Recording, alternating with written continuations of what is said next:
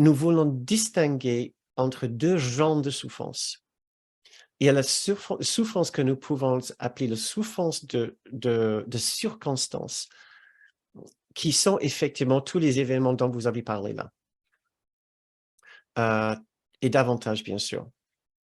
Tout ce qui nous arrive dans ce monde, tout ce que les autres nous font, tout ce que les autres font aux autres, tout ce que nous devons accepter comme limite et comportement, comme fait et événement dans ce monde. Nous pouvons appeler ceci la souffrance de circonstances. Mais cela, selon le cours, n'est pas l'origine de notre souffrance. Que nous souffrons est une évidence. Le cours va juste dire, vous ne souffrez pas pour la raison à laquelle vous pensez. Vous souffrez, oui, mais vous souffrez à cause d'une autre cause, ce qui est notre condamnation de nous-mêmes, ou ce que nous pouvons appeler la souffrance ontologique. S'il y a d'un côté la souffrance de circonstance, de l'autre côté, ce que nous pouvons appeler la souffrance ontologique ou la souffrance métaphysique.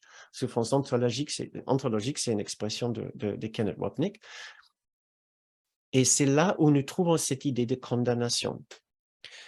La vraie souffrance dont nous souffrons, c'est cette sorte de condamnation de fond du fait de la séparation dont nous parlons en long et en large dans un cours en miracle, d'avec l'unité parfaite de Dieu.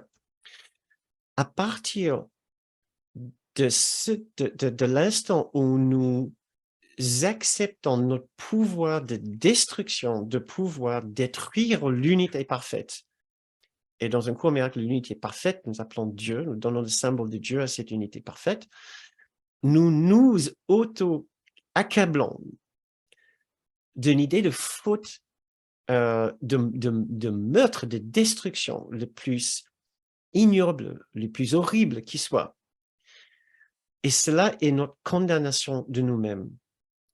Tout cela, bien enfoui dans le tapis dans l'inconscience, bien enfoui dans l'inconscience, sous le tapis de l'inconscient, un endroit où nous ne pouvons pas le voir, mais nous pouvons ressentir son effet dans notre vie quotidienne.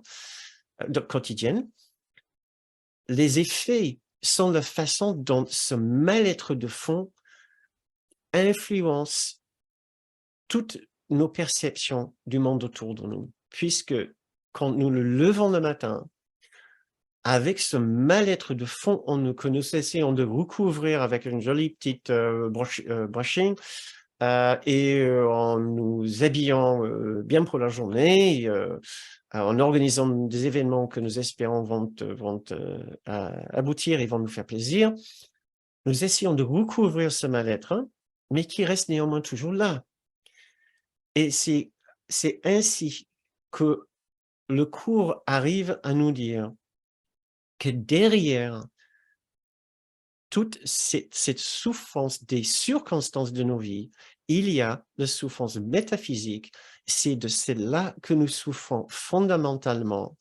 Nous arrivons dans telle ou telle situation, nous l'interprétons, nous le voyons d'une certaine façon, du fait que notre perception soit déjà fortement altérée, endommagée. Notre perception juste soit fortement endommagée par cette idée de fond que nous avons détruit l'amour de Dieu, nous nous sommes auto-exilés de notre foyer au ciel. Maintenant, nous sommes tout seuls. Pire, nous avons un Dieu vengeur et enragé qui est juste derrière nous, qui court après nous pour reprendre la vie que nous lui avons volée.